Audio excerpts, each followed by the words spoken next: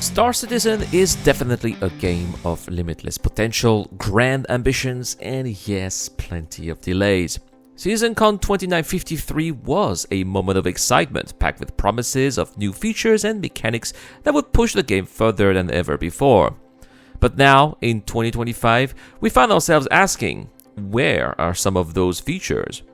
While much of what was promised has indeed materialized, there are still quite a few missing pieces of the puzzle.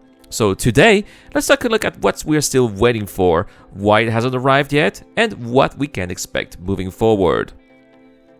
One of the most exciting reveals of Citizencon was the long-awaited base building system.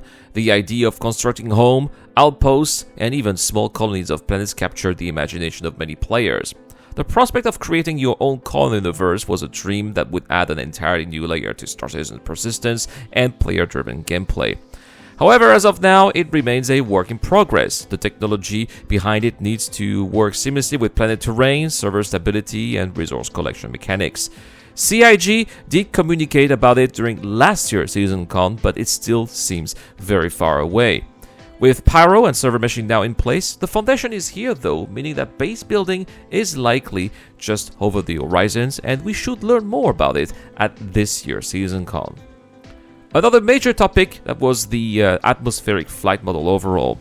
The goal was to make flying in planetary atmosphere feel more realistic, adding to a new level of depth and aerodynamics and handling. While Star Citizen's current flight model is functional, it doesn't yet reflect the level of simulation that was promised, and let's just say that a lot of people don't feel so convinced about master modes right now. The reason for this delay seems to be a combination of balance concerns and development priorities. Ships are designed with space combat in mind first, and tweaking them too much for atmospheric flight could cause significant gameplay shifts.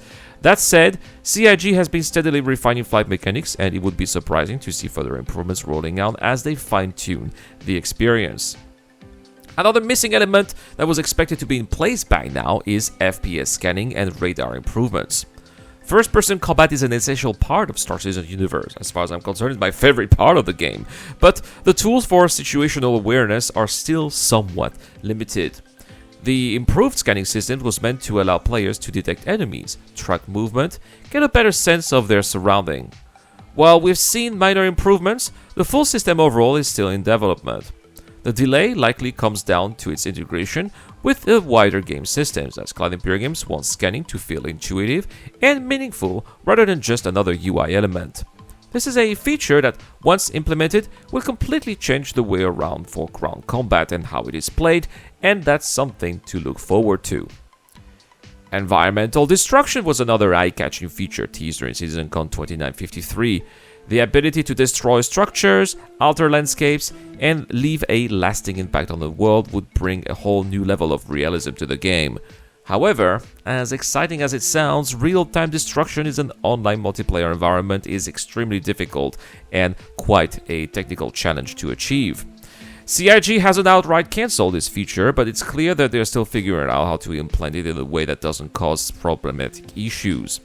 Given how much they've improved physics interactions over the years, there's reason to believe that some level of destructibility could still arrive, but that's still a waiting game for now. It's also worth noting that we saw a little bit of that at last year's Citizencon as well.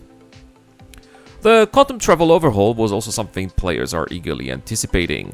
The goal was to make long-distance travel more engaging and immersive, refining jump mechanics, and also allow for more dynamic in-flight interactions. While some updates have come through, the full realization of the system has yet to be delivered. With Pyro now in the game, jump points and long-haul travel are more important than ever, so this is one area that we can expect to see continued development throughout this year. Despite these missing features, it's also important to recognize just how much progress has been made.